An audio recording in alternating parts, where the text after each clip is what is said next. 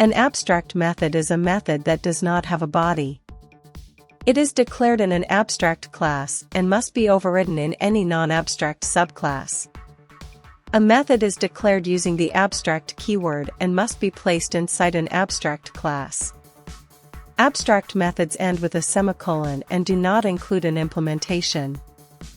Any non-abstract class that inherits from an abstract class must provide its own implementation of all inherited abstract methods.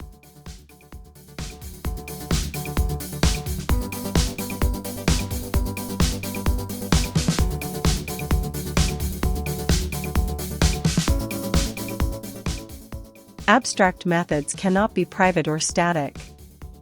The class declaring them must be marked as abstract. Abstract classes can include both abstract and non-abstract members.